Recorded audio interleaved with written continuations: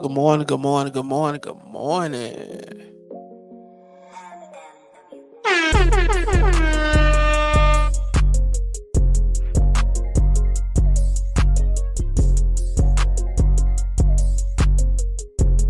What's happening? What's happening, everybody?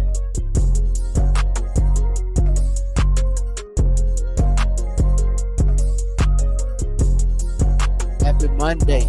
Happy Monday. Happy beginning of the week. Happy first of the month.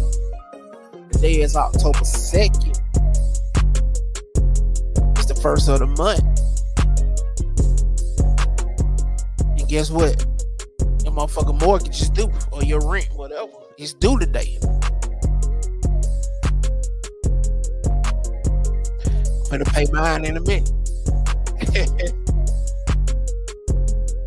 So, how everybody feeling, man? I hope everybody. I really ain't got time, but I got a little extra time to burn with you guys. Wanted to go live, get some activity going on the Black Brown table. Hope everybody feeling fine. I'm feeling good.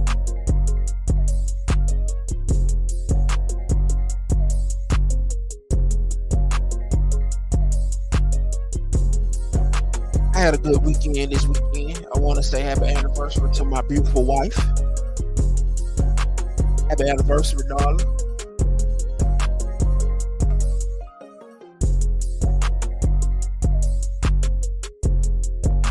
So this morning, man, we gonna be watching a documentary called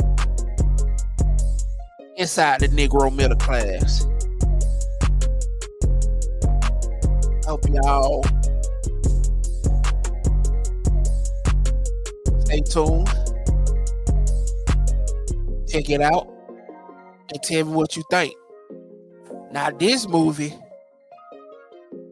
documentary is my first time watching, so I'm gonna be watching it with y'all guys too. I don't know what to expect. I don't know none of that. So we're gonna see what it's hitting for. Inside the Negro Middle Class, 1968 was the year this was filmed.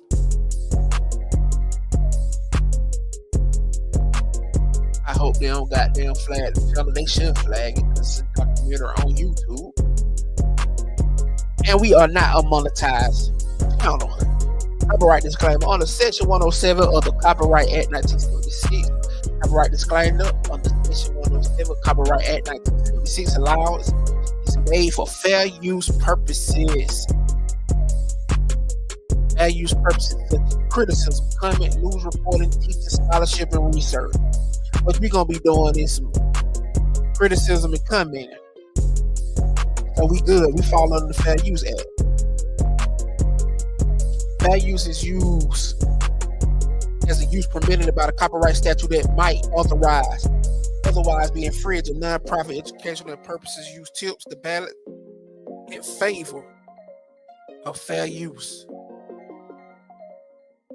I hope everybody had a good weekend, man. Like I said,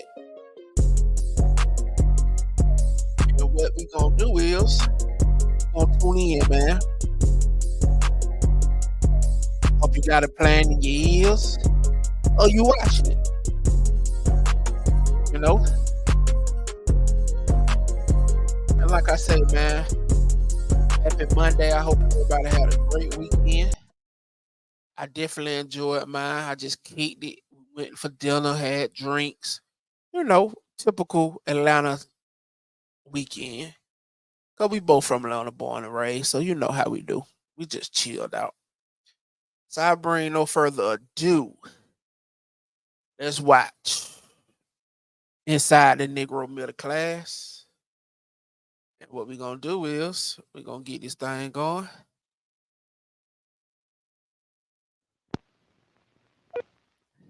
This is fair use. This is fair use. The following program is from NET, the National Educational Television Fair use, don't flag the channel.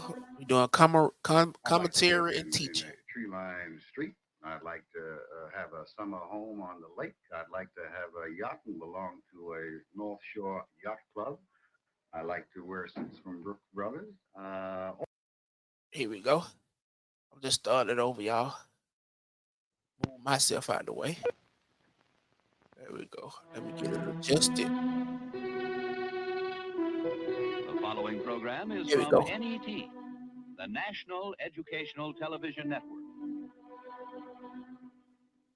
I'd like to live in a tree-lined street. I'd like to have a summer home on the lake. I'd like to have a yacht and belong to a North Shore Yacht Club. I like to wear suits from Brook Brothers. All Americans, and I am an American, we think this way. There's no other way to think. I can't think African. I can't think Irish. I can't think Norwegian. I have to think in the society in which I live, which is a white society. So their values are imposed on me, and I think this kind of way. I don't think of myself as being a Negro. Never until recently have I really been concerned that I am a Negro. I thought all the while that I was an American.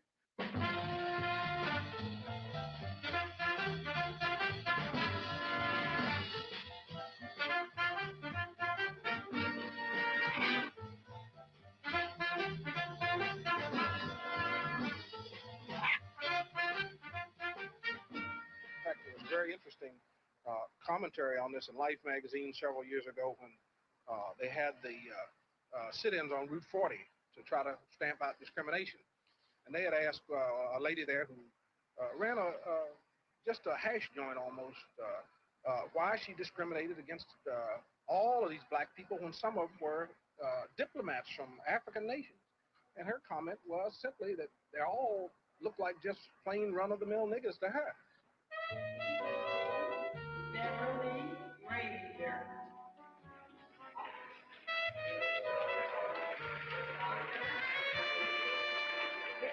Granger of Plainview. Introducing I hate it so low, but this is loud as it's gonna get, y'all. My apologies.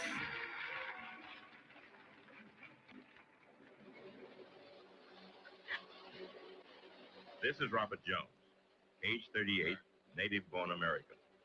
He holds down an important job, owns a yacht that sleeps 8, and vacations each summer on fashionable Martha's Vineyard. He, his wife, Marlene, and their 2 children live on a tree-lined suburban street just across the Hudson River from New York City.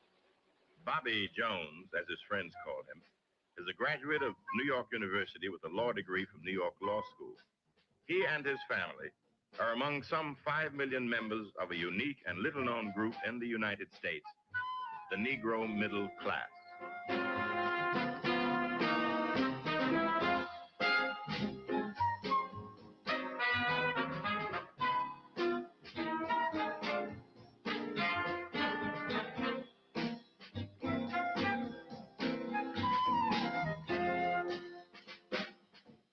Bobby Jones and his counterparts are to be found in every state of the Union. 1 out of every 4 Negro families can be said to be middle class today, which is better than twice the figure of only 10 years ago. Most are still on the lower middle income rungs in the $7,000 to $15,000 a year category, though others, such as Bobby Jones, do much better. This is not to say, however, that the millennium has come. According to the United States Department of Labor Statistics, Negro median income is still little better than half that of whites, and whites' income is increasing at a faster rate. Moreover, 1/10 of all white families now have incomes in excess of $15,000 a year. Only 1 in 40 Negro families does as well.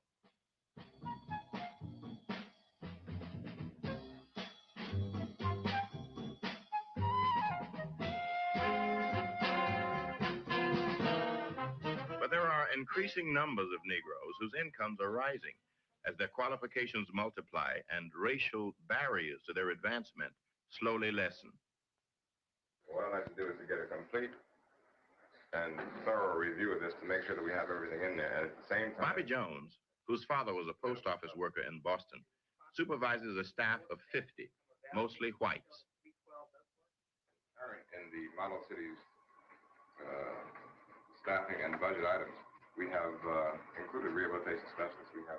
But does income alone determine what is understood by the term middle class? Called the American sense, which implies a style of life. Dr. St. Clair Drake, sociologist from Roosevelt University in Chicago. I tended to conceptualize class that way myself. One of the ways I like to think about it is this. Some years ago, when Horace Caton and I were working on Black Metropolis, we were suddenly struck by the fact that you could find 2 Negroes who worked in the stockyards as what we used to like to call cattle eviscerators, taking out the insides of the cattle as they came along on the assembly line. And let us assume that both of them were making about $400 a month.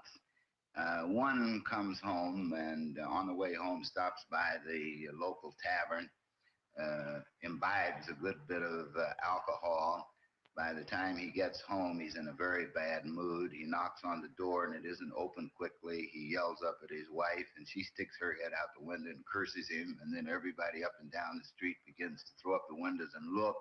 She comes out, he beats her, and they finally get on in the house, and they both start taking their drinks, and the fight goes on. Now the other man takes his 400 and he passes the bar, turning his head the other way. And when he arrives at home, his wife also doesn't open the door quickly enough. But he waits until he gets inside, and then the fight starts inside. And when he gets ready to beat her, he pulls down the shades to make sure that the neighbors don't see. And then having got that part of it over, they sit down at the kitchen table and decide how much of the money they're going to put aside for the educational fund for the kids and how much they're going to put in church next Sunday.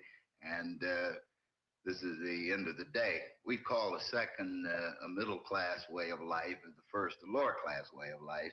The point I was trying to make was they both might have the same amount of money, but the way in which they behave, the aspirations they have for themselves and their children differ.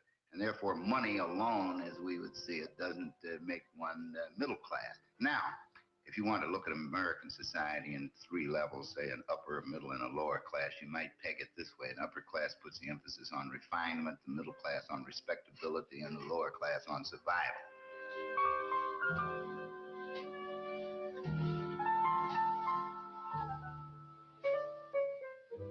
middle-class lifestyle, however, would be rather difficult to arrive at and to maintain were it not for some economic basis that is more than minimal.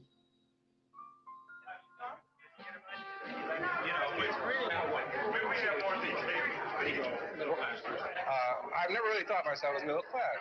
I said I'm not trying to be facetious, but there are the differences, and I don't think that that I can overlook these or gloss over these by saying they don't exist.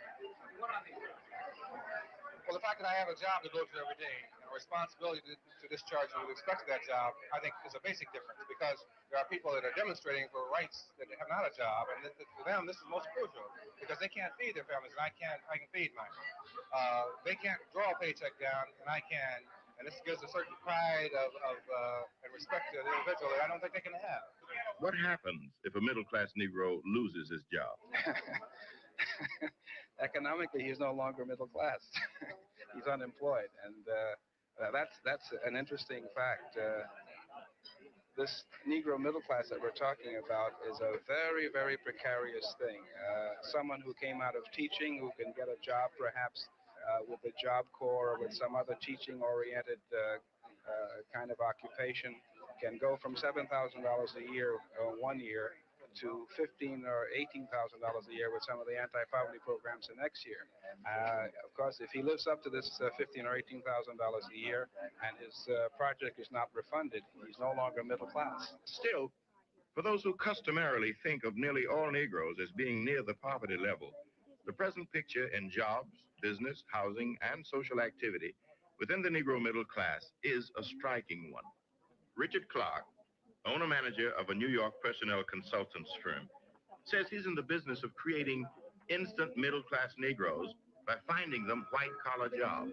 It's called a Job Opportunity Center, and we've brought together 750 Negro college graduates, one-third of whom are June 1967 graduates, and the other two-thirds experienced people who were disillusioned with the level of jobs that they hold. There are 120 interviewers here representing 33 different companies who have in mind employment. I think it's an interesting paradox that at the time that people are concerned about race rioting and looting and burning and things of this kind, that over 750 to 1,000 Negroes will be marching into this place quietly, not protesting, not rioting, not burning, not looting, but looking for an economic chance in the mainstream of American life. In a manner of speaking, we're involved in a sort of a mass token acceptance kind of a thing. Equality of job opportunity.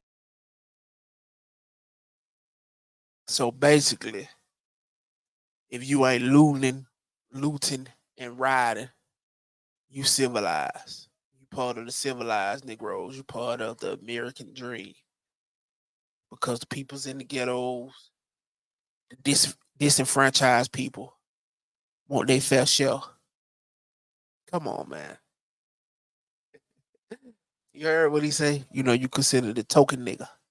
Well, now he didn't use nigga, but the token Negro. Yo. Cannot be taken for granted, however, nor can promotions. Current median income for Negro college graduates is just under $6,000. The white graduate earns over $9,000. But what of Negro-owned and operated businesses? Are they, as some observers charge, threatened with decline? I know there are some people who have said that there are less or fewer Negro businesses today than there were 20 years ago. I think if we think in terms of large numbers of people in business, perhaps this may be true. But I think Negroes are engaged in bigger businesses. They are doing larger volumes of business. I think they are in more diversified businesses. I think all you have to do is read Ebony magazine and see all the kinds of businesses that Negroes are in. Governor Kerner, I'd like to know if you attend. Yes, I will be there. I remembered that I was supposed to go, so I will be there. Yeah. Okay, you can call them and tell them that I'll be there. Dear Jeff, this is just a little note to tell you how sorry we are that you will be leaving the Home Office to take up your duties as Vice President. The Johnson Publishing Company of Chicago is one of the country's most successful Negro business firms, with gross advertising revenues running into the millions. Its 250 employees, including a few whites, engage in a coast-to-coast operation. I also want to say that he plays an excellent game of poker, and I just told Louis Robinson, who called me, that Jeff would be out there and to get the boys ready for it.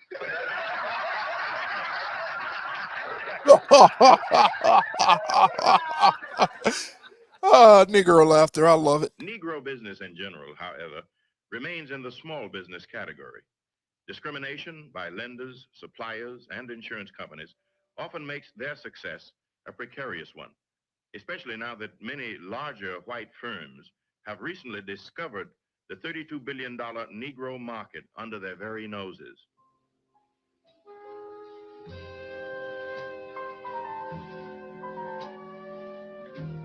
Aspirations among Negroes are often centered on better housing, to an extent which frequently outrivals those of their white counterparts.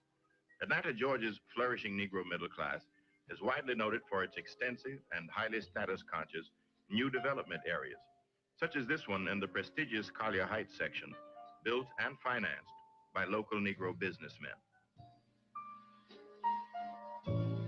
Shout out to Atlanta, Georgia, Collier In the Heights. I past, stayed in white Collier banks Heights. traditionally turned down Negro loan applications. Eventually, black institutions pooled their resources and moved into the vacuum.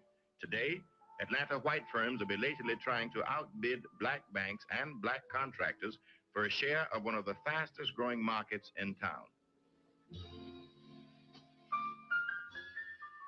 But whether they seek private houses or high-rise apartments, such as in these Chicago cooperatives, most Negro home seekers still find themselves barred from all but largely segregated areas.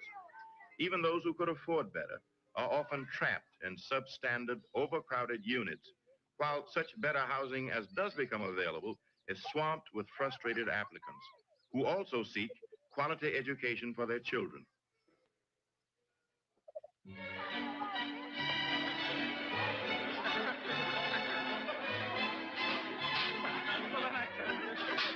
No matter where they live or with whom they work, when it comes to social activities, most Negro Americans, frozen out of the white mainstream, constitute a veritable society within a society, largely paralleling but separate from the various levels of social structure found among whites.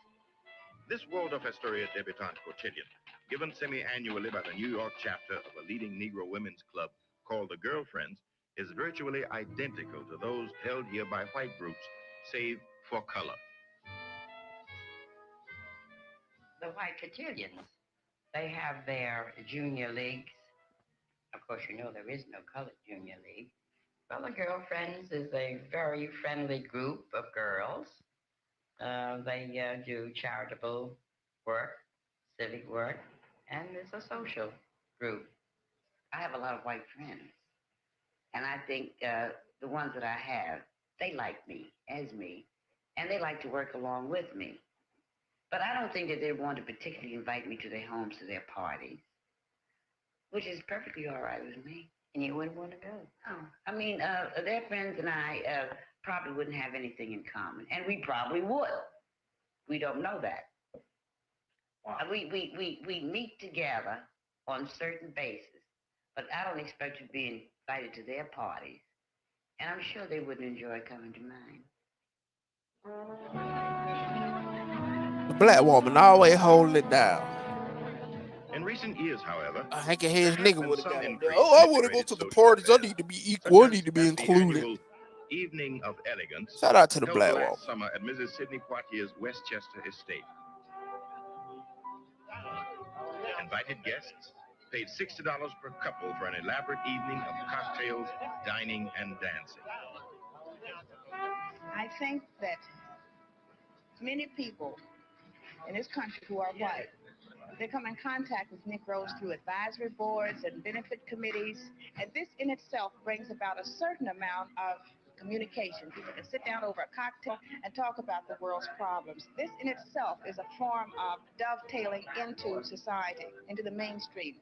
These are the people who are called upon to contribute to every cause, to every organization, to every social agency. $100 a ticket for this, $200 for that, for a couple to go somewhere for the benefit of someone else. The entire involvement of these groups involves participation and giving of themselves, of their money, of their time to those less fortunate than they. In this respect, yes, there is a Negro society.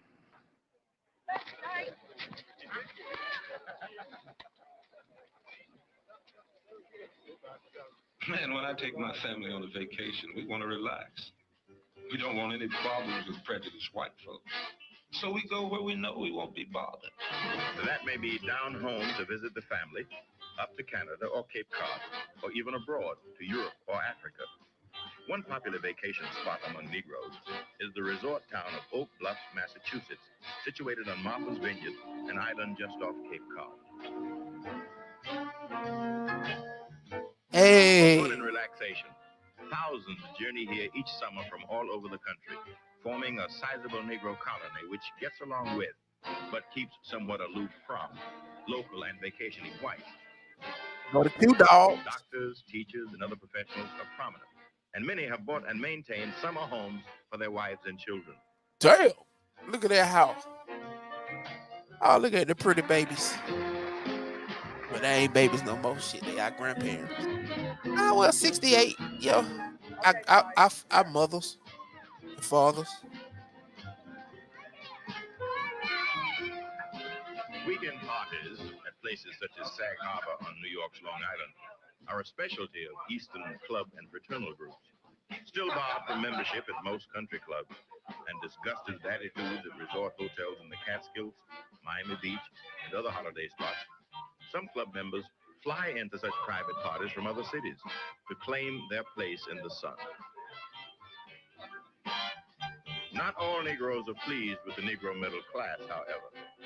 In my mind, there is no black middle class. It's impossible for it to exist in this country. We have those who aspire to be middle class.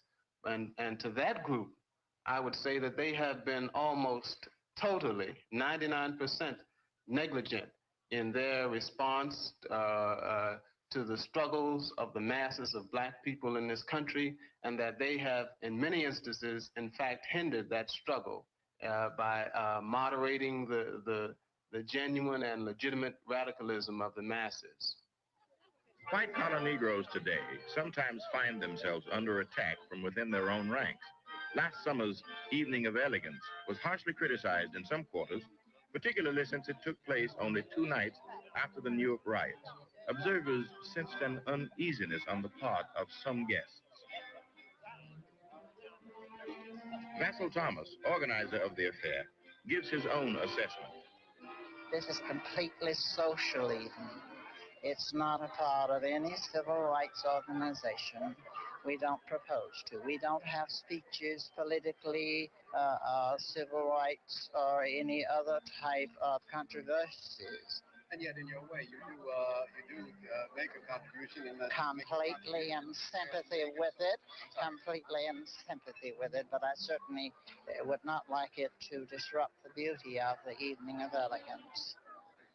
We have so many charming and responsible ladies and gentlemen here tonight, and I thought certainly that I could not expect the public to come to an affair and pay unless it were done for one or another worthy cause. And I might say that I'm delighted that the Urban League of Greater New York has permitted me to use their fabulous name.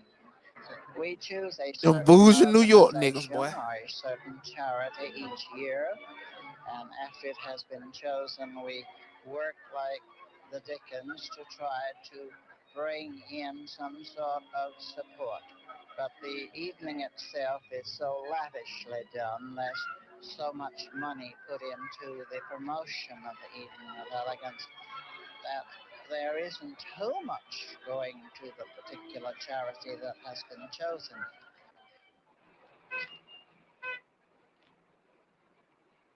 I'm gonna be honest. I don't know. I Though kind of other was just ethnic groups conflicted also with have it. their class I structures, kind of feel them, and I sensitive kind of don't. Negroes But find themselves caught in an awkward dilemma between desires to exercise usual middle-class behavior on the one hand and ever-present reminders of their less fortunate brothers on the other.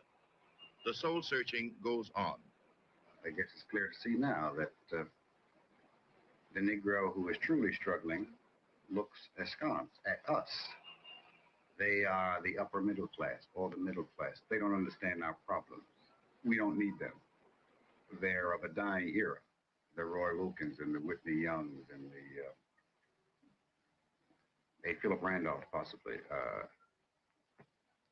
We don't understand, and they don't understand it.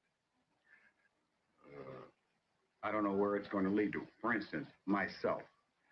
I'm born and reared in New York, always having been in a kind of a middle-class structure. Never suffered too terribly.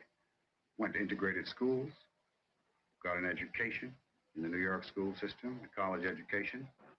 At 17, I dated white girls. There was some displeasure at it, but I did it, and I had no guilt about it. For some reason or the other, I never associated myself with the welfare recipient, the unemployed person. And now I realize that these are my people, that I should be able to do something for them or with them. But yet I haven't. So that, I think, is where the guilt comes in. I have empathy for my people, but yet in my middle class value, I still kind of think of them as those people. And I'm aware of it. And I think a lot of people in my particular class, if you will, is aware of it. But we're reluctant. We are just imbued with this white middle class value where we think white. So I take the position that these people have been denied, and I continue to say these people. Notice that. I continue to say these people. And like I'm not one of them, when in fact I am one of them. I take the position now that I should help. I should do what I can. I have begun to protest. I will now picket. I will now speak out with my white counterpart about the injustices that have occurred to my people, when before, say, 15 years ago, I kind of behaved like it didn't exist.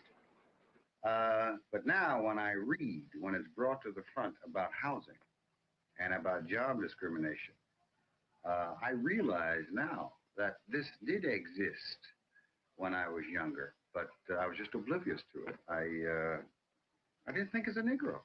But now I'm thinking as a Negro. And I think more people in my group aren't thinking as Negro. Argue Act at this time is not supposed to have any program. While the gap still exists, there are those from both groups who realize the necessity of bridging it, such as at this candid committee meeting of HARU, Harlem's anti-poverty agency. Agree wholeheartedly with the spirit of what Brother Kirby has said. I must point out this for you, though, to us. Let's not make the mistake of confusing HARU-Act staff availability with what CDA should provide. Now, the reason we pushed, and I want that to really be pushed, we'll be in Albany tomorrow, so somebody will have to push it here, maybe you, Madam Chairman, CDA to give us the money so you can staff your program so that you'll have staff you can depend on. Publicist Ophir Dukes, who works in the Vice President's office, volunteers his spare time to work with underprivileged youths in the Washington ghettos. So we'll try to work out some arrangements to make things very convenient for you. If we can get a few Cadillacs, that would be great. All the time. Well, you know, I don't like no planes and no trains either. I don't like no trains. You know, I was on a train one time and just riding along, you know, and all of a sudden there's a big boom, you know, What happened? A plane fell on it, Jim.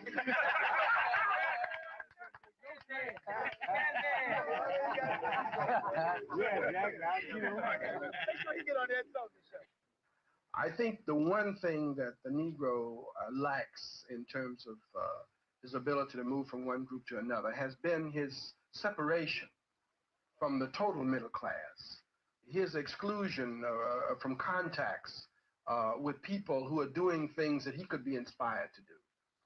I think I can speak with a little authority since I started from the lowest possible class. I was born in Arkansas, and my family came to Chicago in the midst of the Depression in 1933. Our money soon ran out, and we were on the relief rolls. I think that the thing that was most helpful to me in being motivated to move out of one class into another was contact with people in a different class. Fortunately, I worked at an insurance company which had 6 men, Negro men, who were all graduates of leading colleges like Yale and Harvard and Northwestern and the University of Chicago. These men had succeeded in business. They were black men like myself. And so I was able to see from day to day that it was possible to move from one class to another. I don't think we ought to be content just to be in the middle class. I think just as there are whites in the upper class, I think we've got to have Negroes in the upper class. But the overriding problem faced by Negroes, particularly middle-class Negroes, has been the thwarting by the larger white society of Negro pursuit of the vaunted American dream.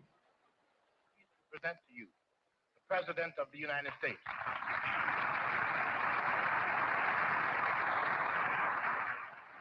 In 1964, President Lyndon Johnson stated a new governmental policy. It is our task to carry forward nothing less than the full assimilation of more than 20 million Negroes into American life.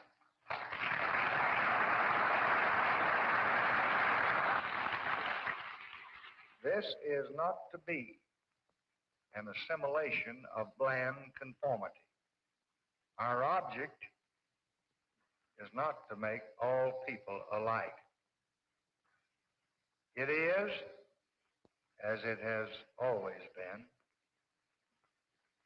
to allow ready access to every blessing of liberty while permitting each to keep his sense of identity with a culture and a tradition. Despite the fact that he promised no more than that which white Americans automatically take for granted, this still represented the most far-reaching promise to Negroes ever made by any American president. This climaxed a time, beginning with the March on Washington, led by Dr. Martin Luther King and other civil rights leaders, when the mood among most Negroes was one of hope, of rising expectations, of a vision of a new and more just relationship between white and black.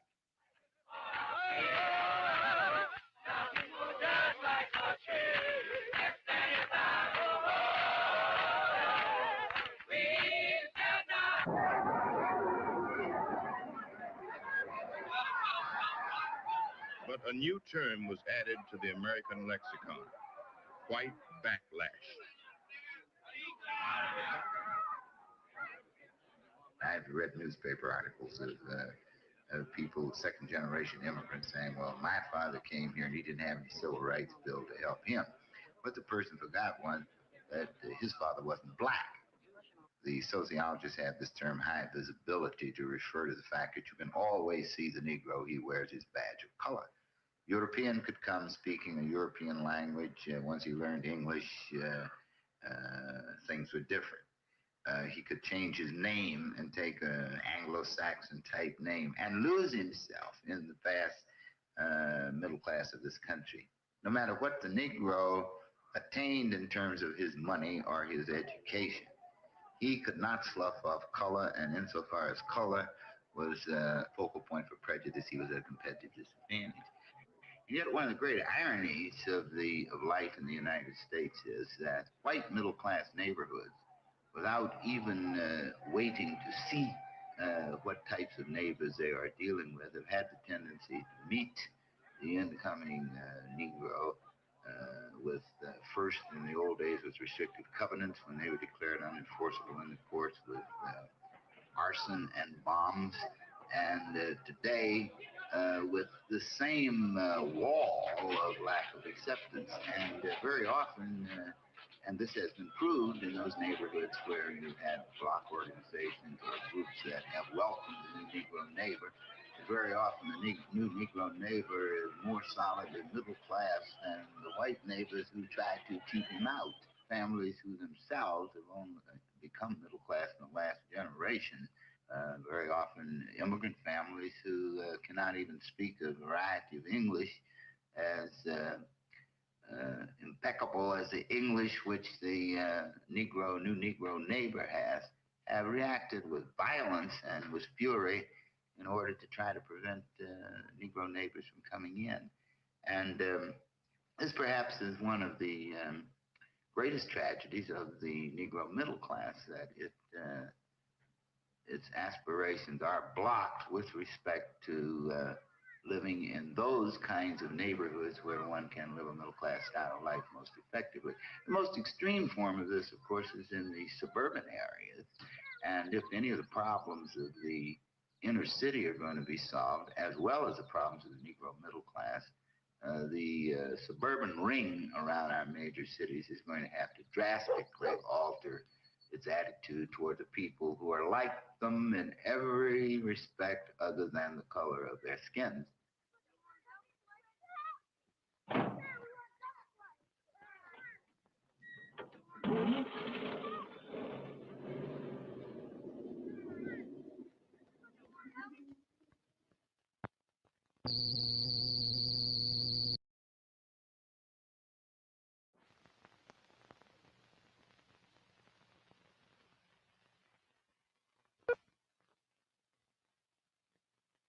I was quite shocked at many places.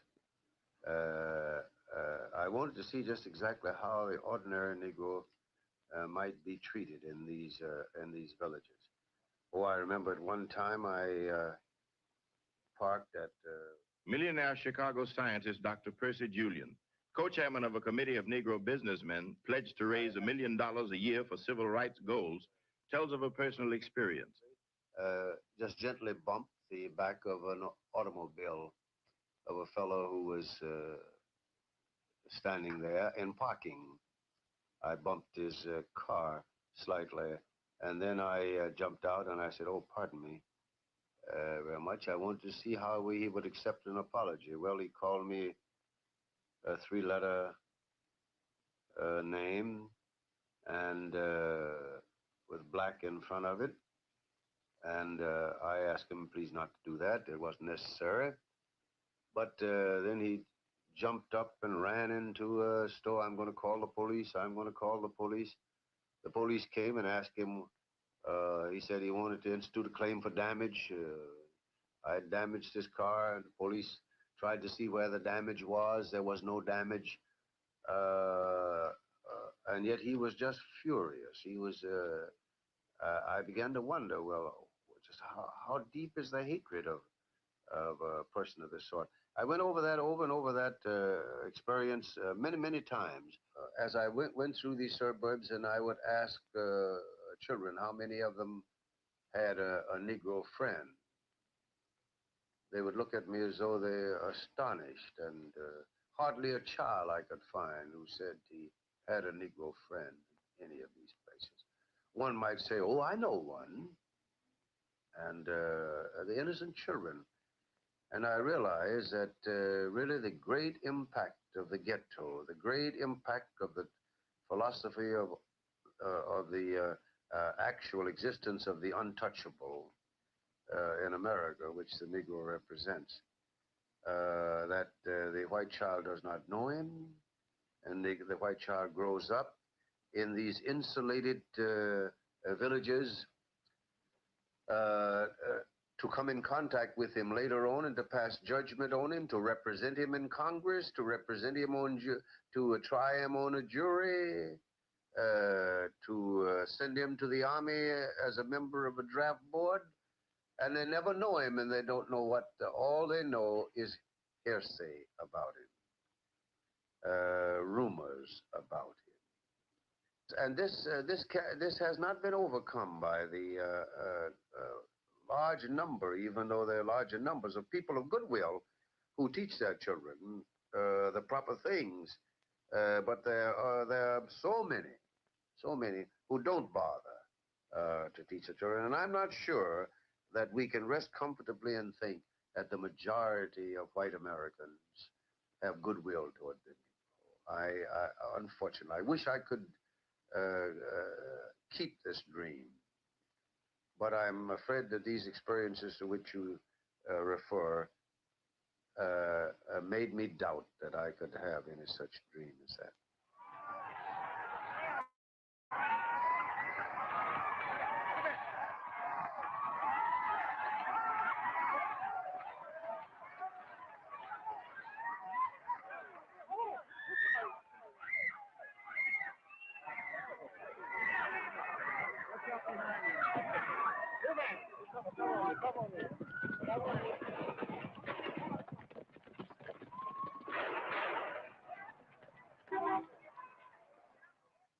It's a fallacy, for people to say that if a Negro is prepared, if he prepares himself, well, then the opportunities are there.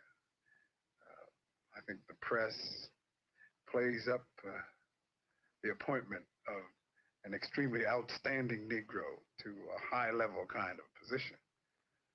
He's probably an extremely capable person who should have been appointed to that position, much sooner than he was. And this creates the impression that things are better, and they're not. Things are getting worse. And this includes all Negroes, those with degrees, those without. As we work in the Urban League,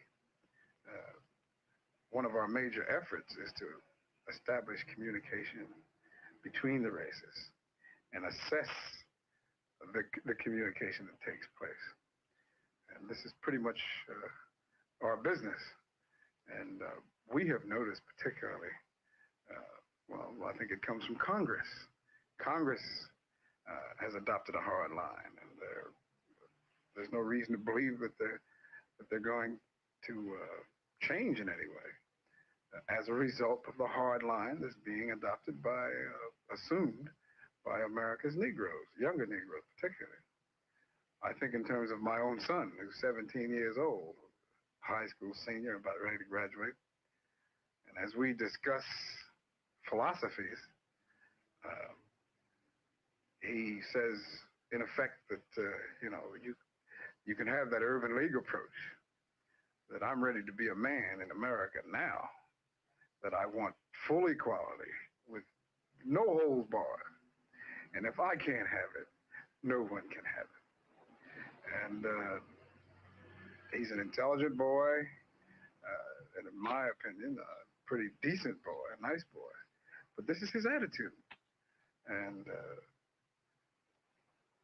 this is the attitude of his friends. Okay, come on, you. Come on. Come on, man. Get off me, man. What the hell is wrong with y'all, man? Come on, man. Get off me.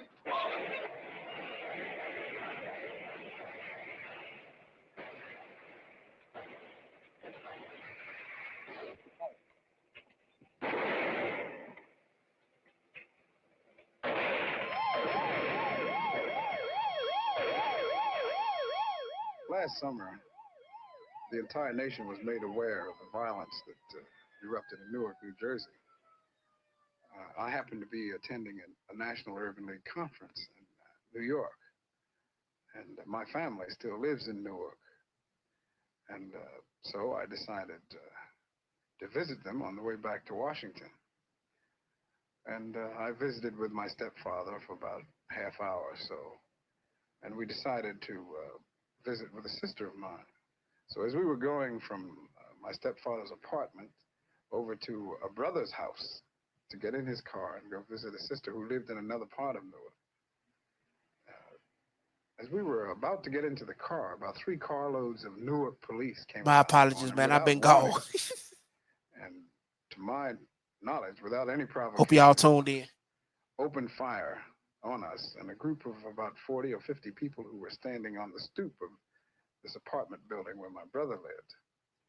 And my stepfather was mortally wounded, and I had another brother who was wounded twice, who required an operation and extensive hospital care. And we were under fire, I would say, for approximately 10 minutes by the Newark police. They said they were looking for a sniper on the roof or the upper floors of the apartment building, but they were still firing at ground level range. And once we had I had an opportunity to collect my senses and really evaluate and think this thing through. It came through to me in stark reality that regardless of how far up the economic ladder any Negro goes, that there's still this oppressive thing of prejudice that he's subjected to on the part of the white man here in America. And I realized that I was extremely fortunate not to be killed myself. And that even though I possessed 2 degrees, even though I had played football for Syracuse, even though I was an elementary school principal who had educated white children, even though I worked with white people in the Washington Urban League, even though there are white people that I consider close friends, that as the boys say, when it gets down to the nitty-gritty, right down to where it really matters, you're still a Negro, and you're still identified with every other Negro in America, be he in a ghetto or in a suburban neighborhood. You're still a brother. And I think we just have to recognize this.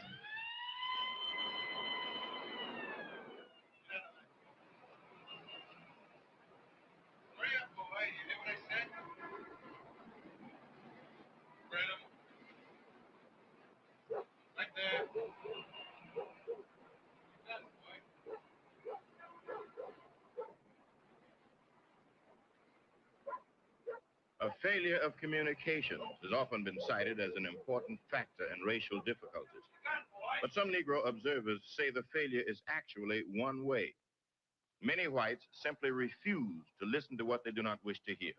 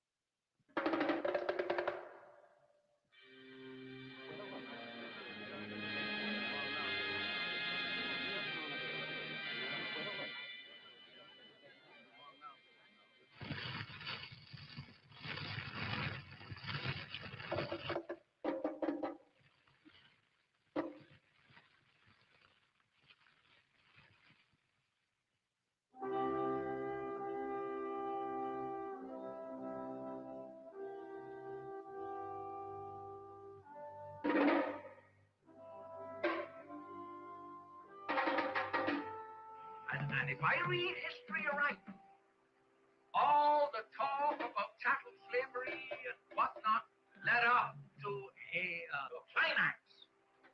And that was when John Brown, of sainted memory, struck the blow at Harper's Ferry in a head-on confrontation with the seat of power. And Frederick Douglass said, there was no more fooling. The question had to be settled and fought out, and it was. And 250,000 brave black Afro-Americans fought in the Civil War and brought victory to the Union arms and saved this nation from dismemberment and fought for their own liberation. And this kind of thing will have to be done again, so long as the Johnsons and the rest of them fool around, play around, monkey around. However much we may disagree with some impulsive statements of the Rap Brown, we are not going to render them up as sacrificial lambs to these racist oppressors. And the masses of the Afro-American people are going to stand behind them. You see who that was?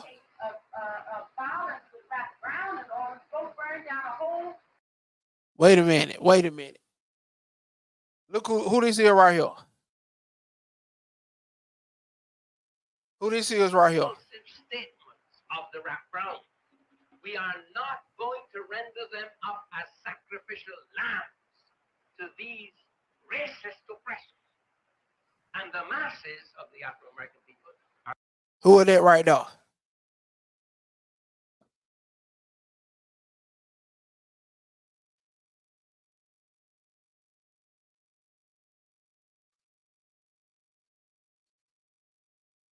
My bad, I read the text message. Who is this? Is this the God himself? Is that the God? Is this the God right here? Man, long live to the God. going to stand behind. But you can't act... I'm sorry, y'all, man. I hate it so low. I got it turned up as high as possible. Damn, man, they go to God. I'm telling you, I never seen this before. This is my first time watching it. Long live Dr. Claude, man. Conscious community nigga could never fill them shoes. Y'all pray to Dr. Claude, man. No kizzy. Of violence with Black Brown and all, go burn down a whole state and move on to burn down another state. I am not advocating violence, but I am not condemning Rap Brown. Rap Brown has guts. I'm not condemning it. I'm not condemning it.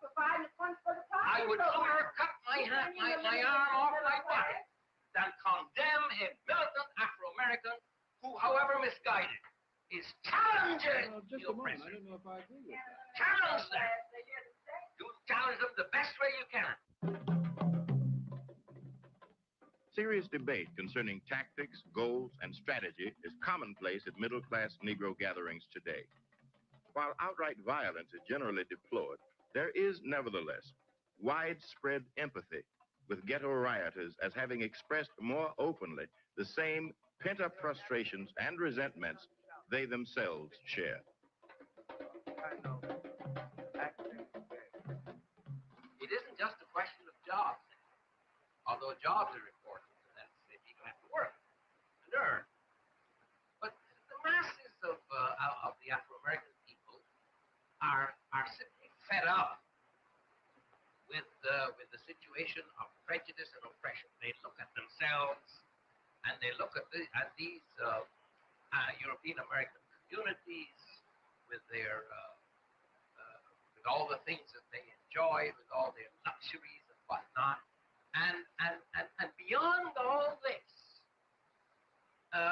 they resent this European American looking down their noses at them.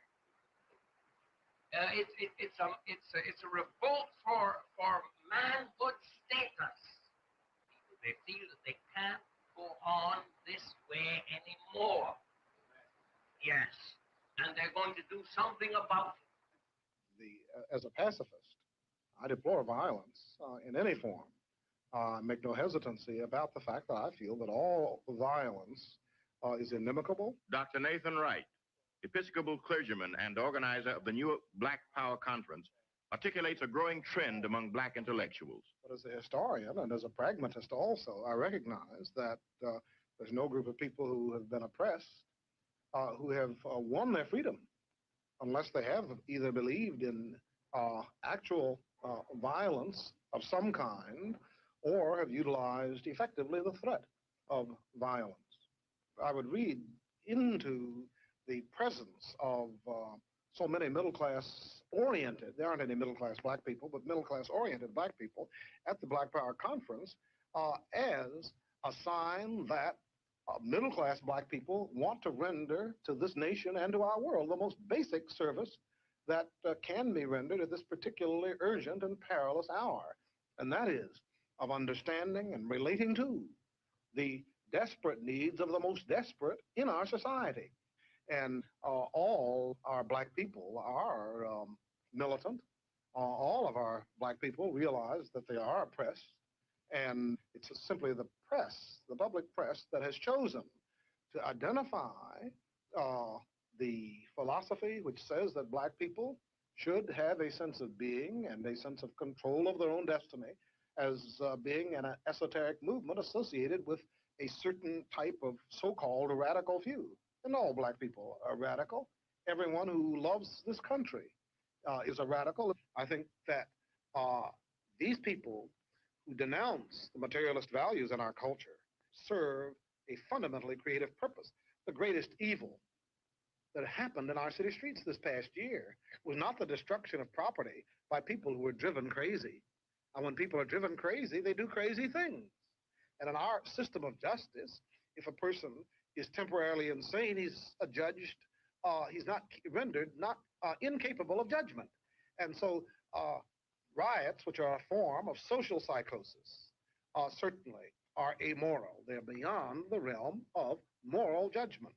But the worst thing that happened was the resort to public massacres as an antidote to the destruction of physical property.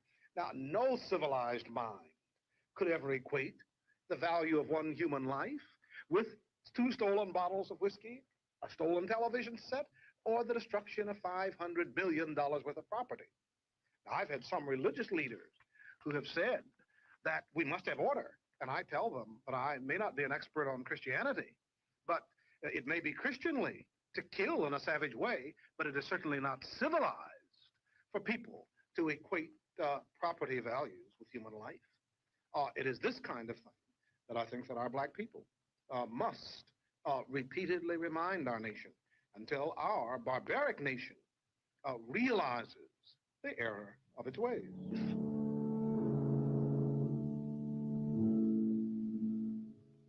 Traditional religious concepts are also under growing scrutiny by black theologians. We liberals cannot get very excited over what Stokely called at one time the death of 400 or 500 babies in the city of Birmingham over the year, mainly black babies, for lack of decent medicine and care. But you and I do get terribly excited over in that same city when someone puts a bomb in a church and blows up 2, 3, 4 little children. For so long, the Negro in America has had a consciousness of a white Christ. Today, as there's a rise in the consciousness of black identity, there are many who are saying that we need a black Christ. And these are black Christians who are saying this because they see that a white Christ is irrelevant to the hopes and aspirations of black people. And so, of course, if we want to speak classically, I would say Christ and the true divinity of Christ knows no color. But in our racist society, he has to take one concrete form to be relevant for either the whites or the blacks in this culture. Yes, I was at that Black Power conference, as were a number of other black Episcopal priests. And we were not disturbed by this. We expected this, that there would be a rejection of Christianity as a white man's religion, as indeed it is. And it seems to me if we ever are going to solve this question, we're going to have to admit that fact. But we're going to also have to extricate Jesus from this thing, because I don't think he's in that bag at all. It may mean then that Christianity will take a different direction than the white nationalist direction, which unfortunately it has taken. It seems to me that my most understanding assessment of situations is always the situation where I'm standing full black nationalist. I'm almost afraid of this business because the danger is that it will usurp my basic faith, which is Christian. It has that kind of excitement and vitality and contagion about it. I really do believe that black nationalism serves a creative purpose in a projected multiracial world, because it seems to me it serves the purpose of confronting white people with what they really are. I don't think they've ever really seen themselves as they are until they see themselves reflected in the mirror of black nationalism. They are frightened by it because they are frightened by themselves. And if this will, as I believe it will, serve the purpose of moving them toward becoming more human, and in other words, if it will move them toward creating an image of themselves that they like better, then we have no need for black nationalism and can ourselves make ourselves over in ways that we like better and which I think would be more human all around. But right now, I think we need the confrontation and we need all the pressure we can get, and we need to keep that pressure on so that hopefully, and here's where I think I'm optimistic and Christian, hopefully human nature can be reshaped into more viable forms and more viable shapes. You know, we've been watching, I feel, the if you want to call him the Negro in the street go through his type of revolution, which is the affirmative, the aggressive, the active revolution. And I think the middle class Negro has developed to the point where he now is going through what I would consider a mental revolution. He will not participate actively in the streets in terms of the going out and the riots and what have you, but I think these have caused him to do some serious rethinking mentally about the entire process of what's happening, what needs to be done with the Negro in this country, and what role the middle class Negro is really going to play. And this kind of situation has caused an internal revolution, the mental revolution of the middle class Negro, which I think is, frankly, it's about time it's happened. It's too important. A mental revolution. What are its roots?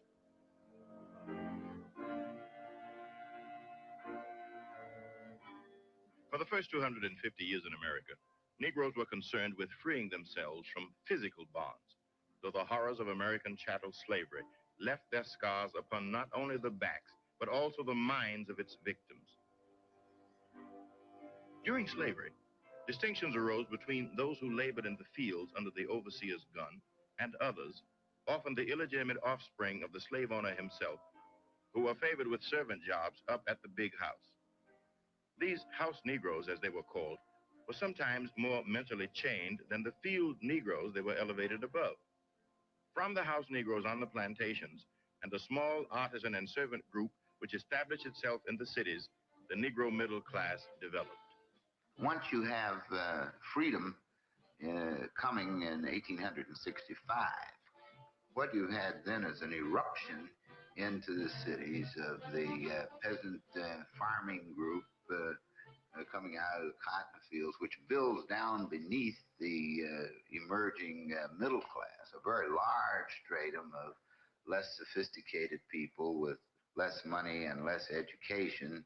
And you now have a mass which really, in many cities, it begins to so outnumber the middle class that it begins to have prejudices itself against these groups of people who act very differently and have different values.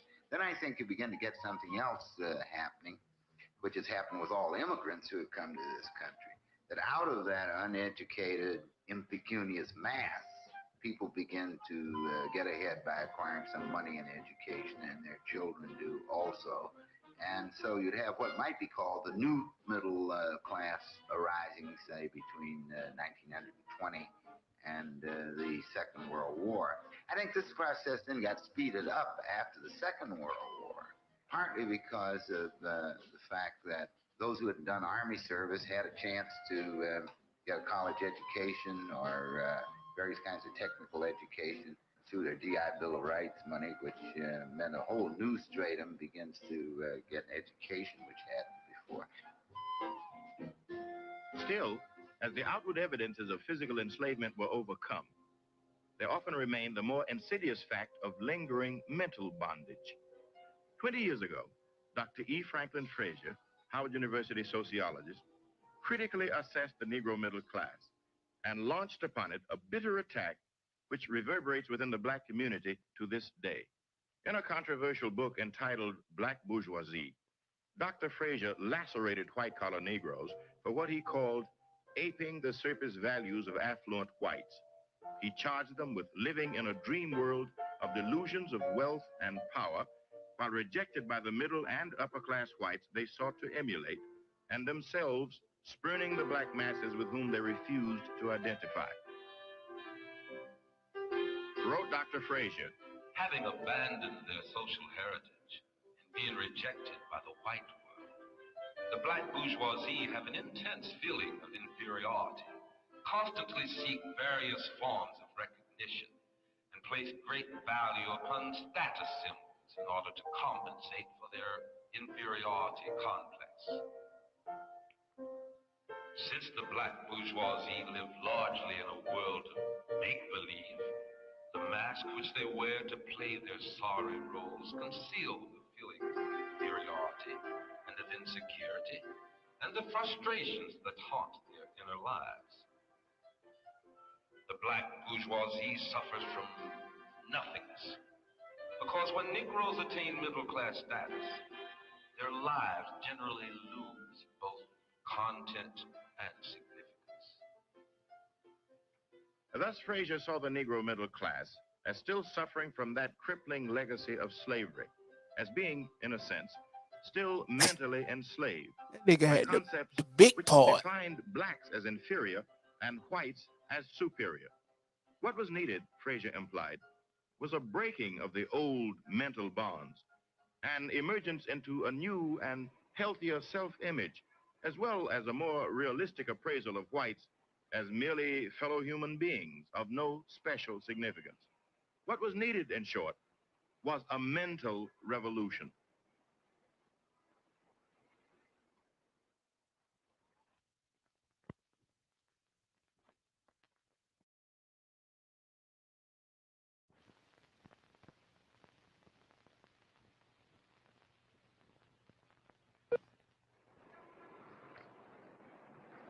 When I was in high school, I was the only Negro in the whole high school for 2 years. And there was a boarding school, The and we would Honorable sit in an Julian elementary store, Bond we'd get a package from home, a cake or something, and pass helped it shape around. Atlanta. Someone would be missed, and he'd say, "What's wrong? Am I a nigger?" And I was ashamed of being a nigger because it meant that I was the one who didn't get the cake, or the nigger was the one who didn't get the cake. But I think I've overcome that. I hope I've overcome that. And I think my participation in the movement helped me overcome it. And I think people who don't have that struggle, that participation in struggle, have more difficulty in overcoming that shame and that fear that living in America, I think, forces on you. I suppose every Negro, sometimes in his life, has been ashamed of being a Negro. The point is, how long does that feeling last? Can he overcome it?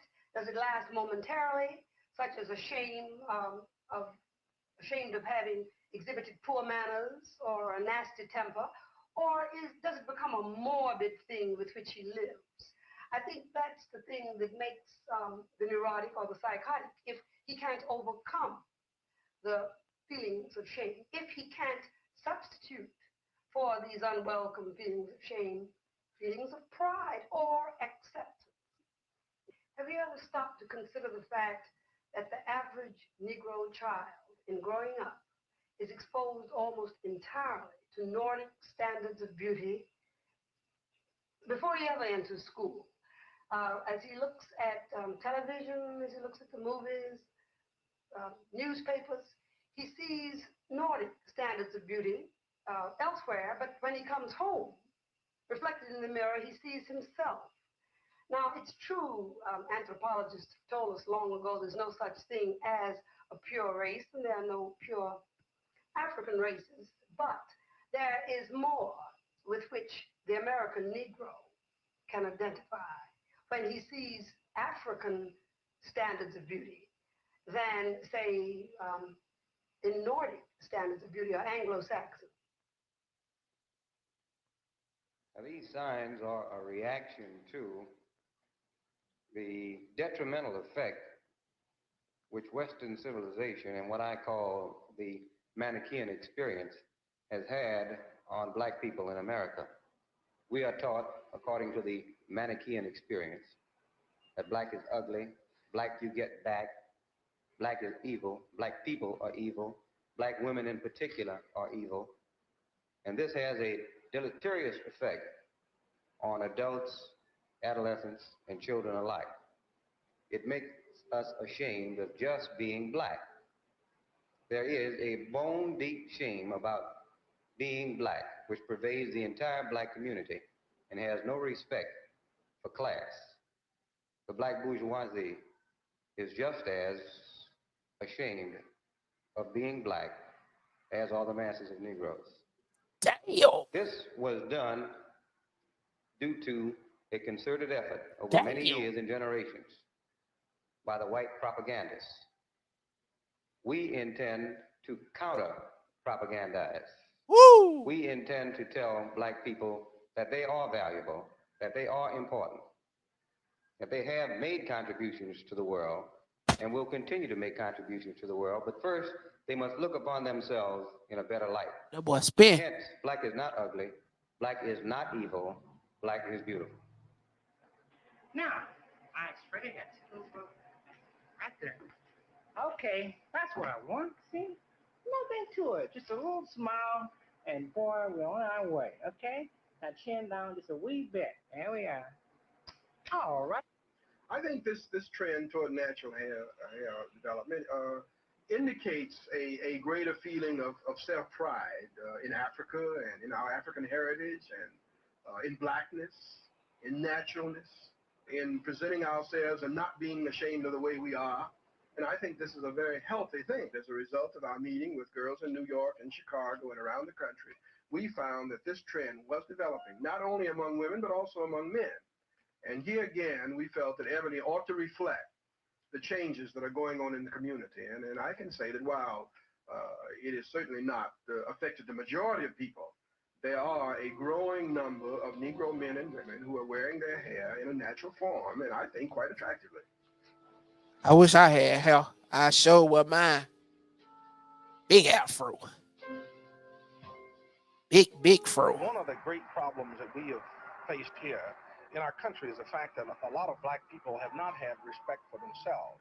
We have been, I think, moved and swayed by standards which were not standards of beauty that related to us. And I happen to work for a hair care and cosmetics company. And one of the things that we're taking a long, hard look at, in fact, even more than that we have made decisions to do, is to try to relate beauty among black people as black beauty, and not to try to encourage all women to be blonde. Blonding is for women whose skin tones and natural hair calls for that. Black people now are proud of being black. They are proud of their hair. When I was a child, I was taught that if a Negro was light complexion and had straight hair, that he was somebody. And I was taught that because I had nappy hair and was black, I was nobody. Young Negroes today are proud of their black skin. They're proud of their nappy hair, and because that's what they are. Now that is new, and to me that is good. It's beautiful. I think our girls wear it very well. For our business, it's no good. It's no good for our business. They say blondes have more fun. Yes. If they requested in my shop, is that what they wanted, I would give it. But I would not recommend it. Because why not? Because the beautician really can't make any money with the natural. It's bad for business. Yes, it is. This is the purpose of every culture, to service the people who create the culture, whether they happen to be Indians in the Amazon basin or Oxford Dons in London, England, except for the American Negro. His is a slave culture which comes to us from slavery and is perpetuated and was perpetuated by legalized segregation. The white boy, on the other hand, is told, look sharp and do well. You might be president of the most powerful country on earth one day. Now, to the Negro boy, we have the underlying slave culture, since a slave is a dehumanized individual, is that a nigger is no damn good. This is no wonder why very few Negroes, black boys and girls, survive all of this. So it is necessary for us, the present living generation, to create a culture which says that our people are the most valuable. Our boys and girls are beautiful. So that we can overcome the damage done to us as a people and as individuals.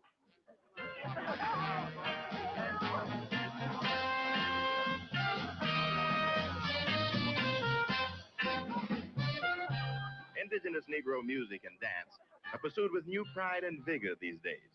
In contrast to the times not long Indigenous past, Negro when music and soul dance. expressions were looked down upon as too common for educated Negroes.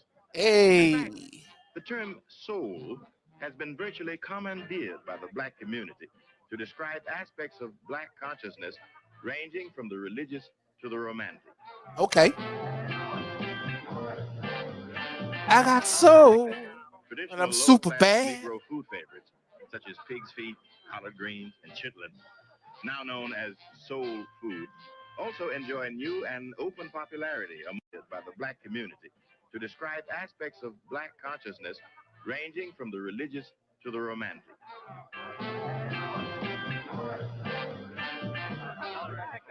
Traditional lower-class Negro food favorites, such as pig's feet, collard greens, and chitlins, now known as soul food, also enjoy new and open popularity among soul brothers and soul sisters.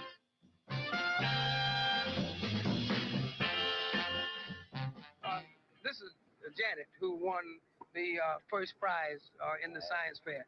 And she was the one who decided she wanted to include Dr. Charles Drew and Dr. Daniel Hale Williams in her research work. And this was one of the things that made me feel quite proud. That my daughter came home and said she had to turn in a list of 10 famous persons born during the month of February. She showed me the list. There were 10 white persons on it. And I said to her, I said, well, why don't you at least include some famous Negro? And she said to me, she said, well, Daddy, I don't know any famous Negro. And I wanted to blow my top. What do you mean you don't know any famous Negroes? With all this material I make available to you. So I told her to get busy in the books to do some research. Then meanwhile, I went back to my library at JET because we do a section called Yesterday in Negro History. And I just simply said to the librarian, more famous person, Negroes, are born during the month of February than any other month. Give me some research to back it up. So I had my little list to be ready for her when she got her little list. And there were names like Langston Hughes, Todd Duncan, Richard Allen, the founder of the Methodist Church, W.E.B. Du Bois, Frederick Douglass, all during the month of February. Now, when she finally got her list together, she gave me two lists, famous Negroes, famous whites. And I said, she only wants 10, so why don't you do it in chronological order? When she did it in chronological order, she came up with 7 Negroes and 3 whites, and George Washington didn't make it. That boy just went in. Burgeoning interest in Negro history and African heritage is leading to the growth of museums, libraries, and cultural centers in black neighborhoods across the country. This South Side Chicago Center is dedicated to the Negro fur trader who founded the city in 1779. Man, I hope y'all watching this shit. It's a lot of gems in this in this documentary. White-collar workers who take their work seriously. They just showed you a as Negro fur keepers trader. of the flame. That we can pledge, and then the committee, or we can empower the development committee to move on in this direction. So Laurent will expand on that idea. And it seems to me that we have to figure out here and now some other means of getting this $53,000.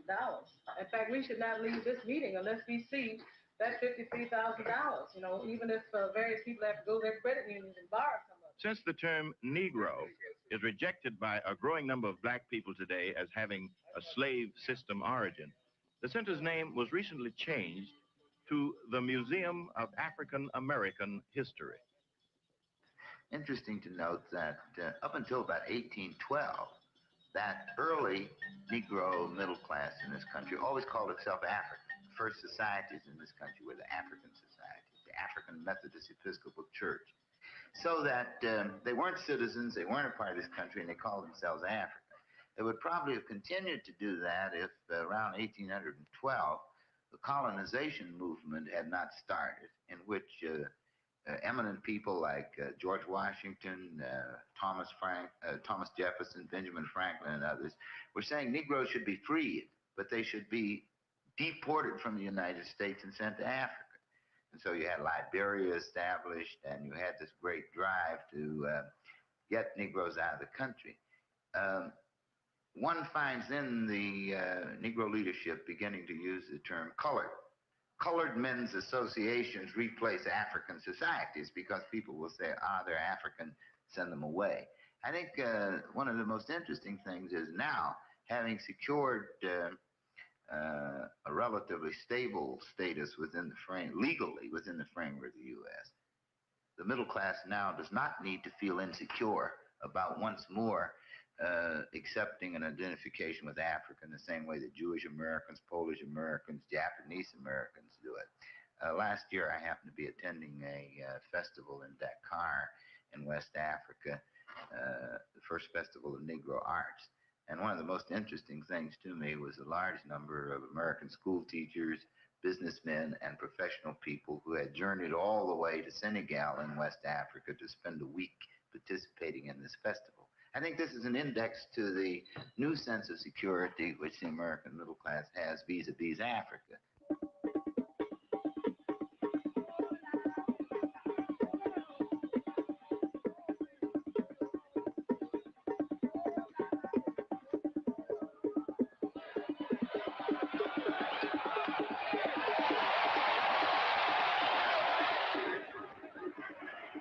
Uh-oh. Are they going to show Paul Robeson? Shout out to the HBCU, man. The mighty HBCUs. Hey, that boy getting it.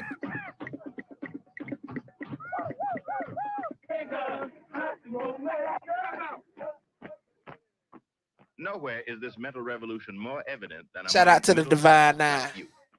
Past graduates of Negro colleges, such as Howard University in Washington, D.C., would hardly recognize the old alma mater now.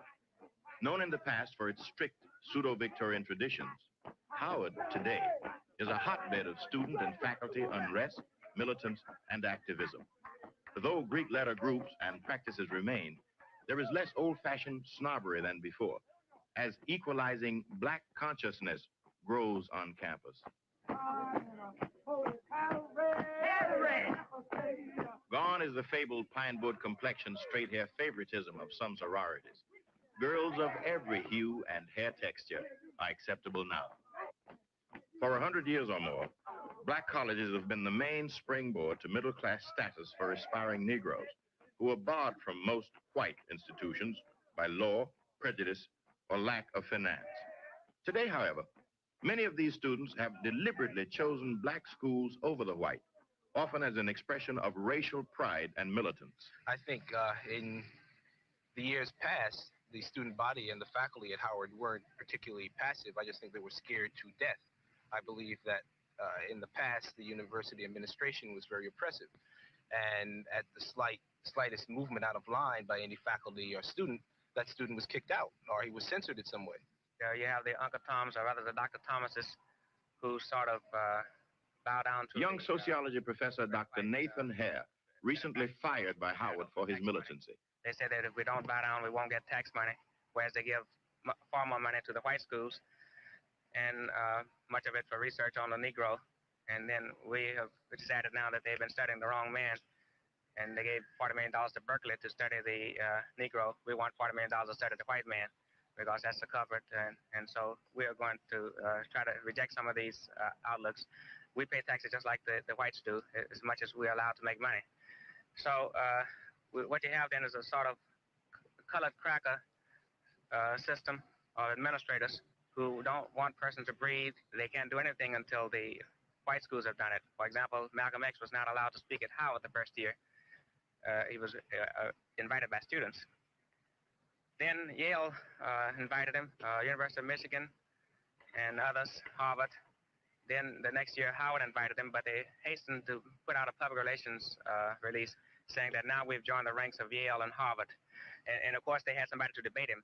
Black collegians at predominantly white schools, such as Columbia University, are also caught up in the mental revolution. Gone is the timid, please tolerate me attitude of some Negro students of yesteryear.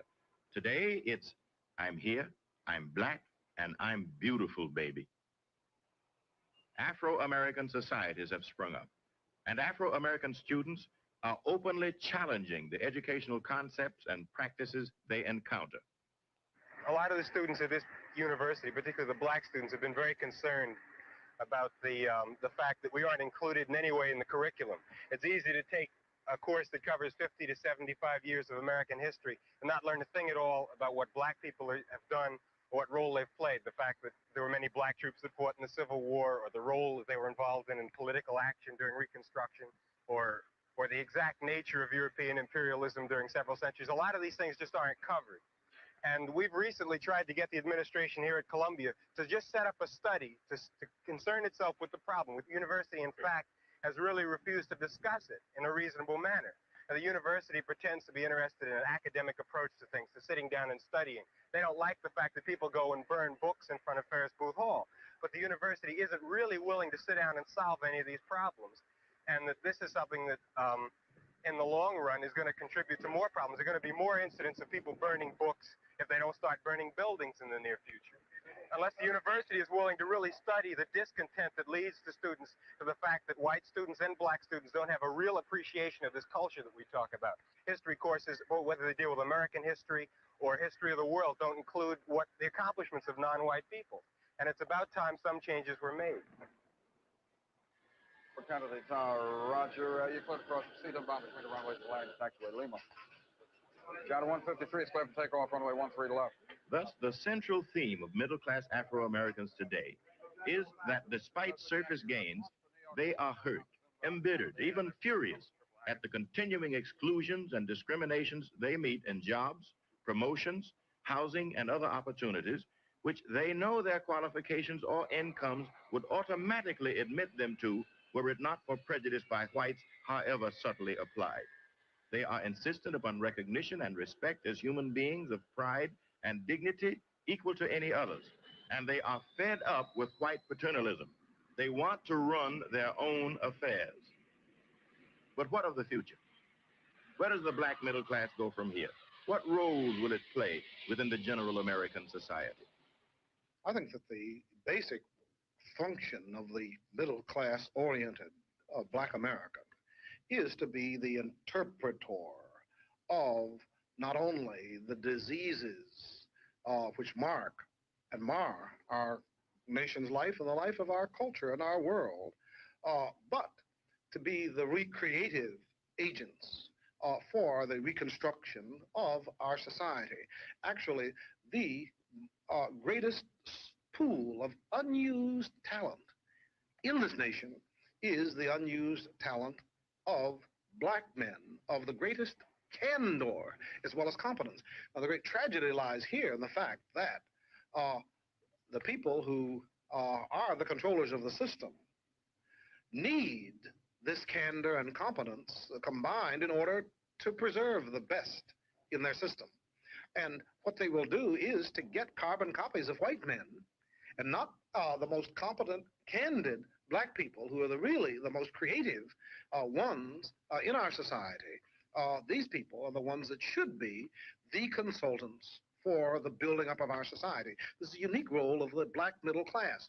There are other roles all along the line, creative roles for all elements in the black community, but certainly these are the people who are presently the most valuable people potentially in our society today. It's there. We've got to start playing back. And the Negro male is beginning to get this feeling, especially the younger Negroes. I think this is so beautiful to watch these young kids who, you know, if you listen to what they're saying, and they are saying something. What do you plan to do, or what would you like to do? I guess this is an experimental program lasting about 6 months. What would you like to do after 6 months? We'd like jobs. We want damn good jobs. We don't want that cotton washing. You know, we want damn good jobs. I don't mean nothing. It doesn't got to be a white collar job or nothing like that, but we just want damn good jobs, something that will grow, some type of job that has a future, some type of job that means something to you. You know how important a job is if it means something to you. You know, you can grow on it. Once you get a job, then what?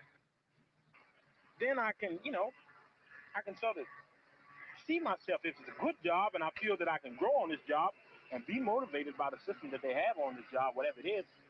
I can see the next 10 years maybe, you know. I can see raising a decent family, you know. I can see being somebody, you know. And I can get used to the idea of being called Mr. Smith instead of hey and boy and all them other names, you know, that they call us, you know. Yeah, you know. Whether they live in the crowded ghetto or commute to work along with whites from the suburbs, Afro-Americans, particularly the youth, are hardening in their assessment of white attitudes on all levels. They are skeptical. Even the goal of integration itself now comes increasingly under question. And the tragic assassination of Dr. Martin Luther King has inevitably added to the distrust, the disillusion.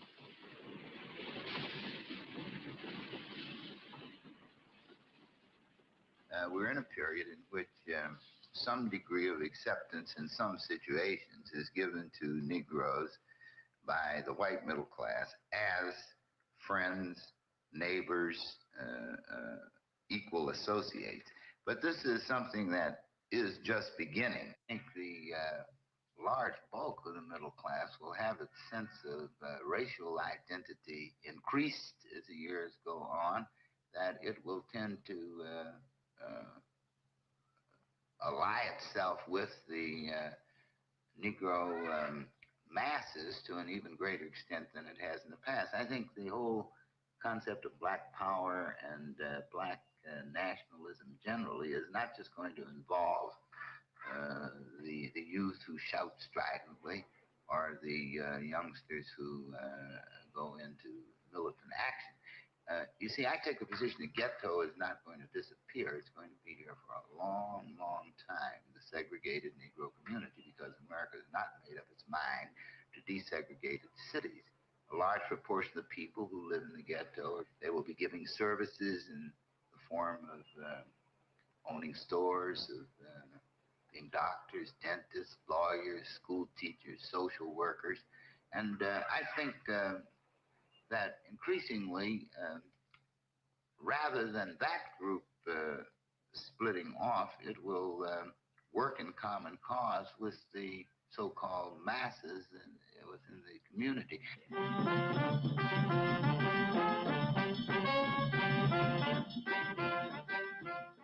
Thus, the challenge is posed. As black people on all levels continue to cast off previously crippling attitudes toward themselves and others, they eye the affluent mainstream of America with both critical and determined scrutiny. However irritating or inconvenient it may seem to others, black people living in the midst of the wealthiest nation the world has ever known no longer measure progress in terms of how much better things may be today than yesterday. Their vision is focused on how much further there is yet to go before they, too, share unhindered in the great American dream. For share they will, or the dream itself may well be jeopardized for all. Hanging in the air, therefore, is the ominous question. How much longer can America evade honoring its most basic and pressing commitment? Will the younger and the more militant be forced to continue losing faith in the promise of a truly equalitarian, multiracial America? If so, then the troubles we've recently seen could be but a prelude to national disaster.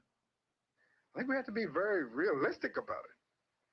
But I don't think that we can, I'm not an alarmist by any means, but I don't think we can minimize the situation in any way.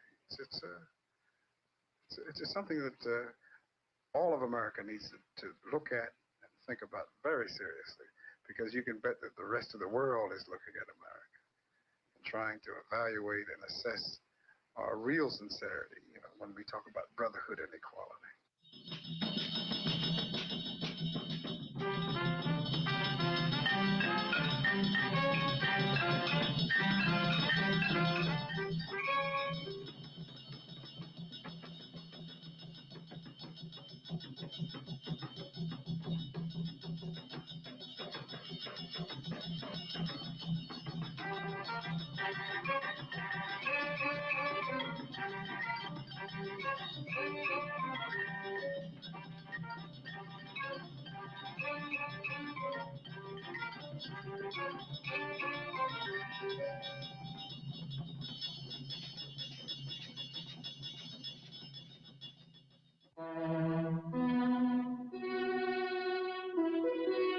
This is NET, the National Educational Television Network.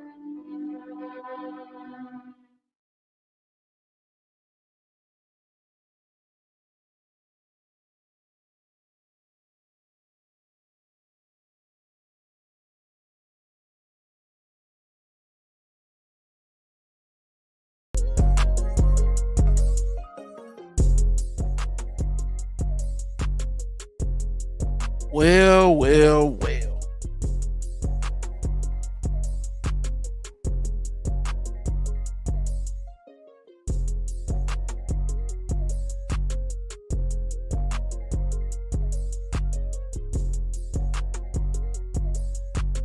That was a good one right there. That was a real good one. What we just watched was Inside the Negro Middle Class. 1968. I had never watched it. I missed a chunk of it because I was upstairs. Had a little business, but if you enjoyed it, man, just thumb up the video, man. Thank you for sharing, man. Thank you for everybody that came through. And show love to the channel today, man. Like I said, that was Inside the Negro Middle Class, man. We seen a lot of heavy hitters in there. I never seen that before. I'm actually gonna have to go back and watch the parts that I did miss. We seen the God himself, John here. We seen Bayard Rustin. We seen Amiri Baraka.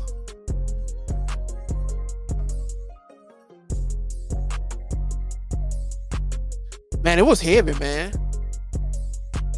The struggle continues, man. The struggle continues, man, with Black America, Black culture. They talked about Richard Allen. They talked about deporting, how after the Civil War, they wanted the niggas to go back to Africa and everything, man. So, like I say, man, watch it on the reboot. Leave your comment if you know you like it. And if you really feeling the shit, hit the cash out. Show some love, man. It's all good, though. Like I say, just thumb up the video. Show some love. Thank y'all for tuning in. Hanging out with your boy. Shit, for the hour, 42 minutes. That was kind of long, but hey. Check it out on the replay, man. Inside the Negro Middle Class, 1968. I'm going to be back, man. We gonna watch the next one. We gonna watch gonna be kind of heavy, so I'm giving you a warning now. We gonna watch Uncle Tom's Cabin. That was shit kind of rough. So that's the next documentary we gonna be watching, man. We gonna be viewing together, man. And I always thank y'all for tuning in, man. Thank y'all for showing love to the Black Brown Table, like I always say. Without no audience, it's no Black Brown Table. Without y'all, it's no Black Brown Table. We ain't got 1,500 people watching. We ain't got 500 people watching. We ain't got 100 people watching. We ain't got 40, 50 people watching. But thank you for the 5 and the 6s and the 7s and the 10s and the 20s. Y'all show love. And that's all, man. That's all we need. This ain't no Country's Community channel. We don't talk about Egypt. We don't talk about we have talked about Christianity, but from the Black American perspective. And it ain't no slight on nobody else, but that's what I channel not to. Talk about Black culture, Black American culture. We want to be the most impactful, the most entertaining, the most insightful, the most opinionated, and we get hot takes too. Thank you for everybody that wished me happy anniversary, man. Thank you to the bros, man. Thank you to the sisters. Thank you to everybody, man. But like I say, the next one we gonna watch is Uncle Tom's Cabin. So be ready for that on my next free day. I definitely will be going live and we can tune in. Salute to everybody that show love to the Black Brown Table. Salute to everybody that supports the Black Brown Table. Thank y'all. We ain't a monetized channel, and we ain't going there, man. For real. Oh, shout out to the Gullah Geechee Nation, man. Shout out to the whole corridor. Shout out to my family. Like I always tell people, man, you know I'm part Atlanta, part Gullah, man. Gullah get you at that. Big up the Wilmington, South Carolina. Big up the Orange Street. Big up the River Street. Rest in peace to my Uncle Bo Rod, man. Shout out to Carolina Beach. Shout out to South Carolina. Shout out to North Carolina. Shout out to Jacksonville. Shout out to Beaufort County. Shout out to Savannah. Shout out to the whole Polk City. As always, man, thank y'all, man, for tuning in, man. The next one we gonna be viewing is Uncle Tom's Cabin. I hope y'all be here and support, man. Like I say, throw them up the video. That's all I ask. Hey, you can share if you want to. I don't mind. The son of Ogun got to talk tonight. The son of Ogun got to talk tonight.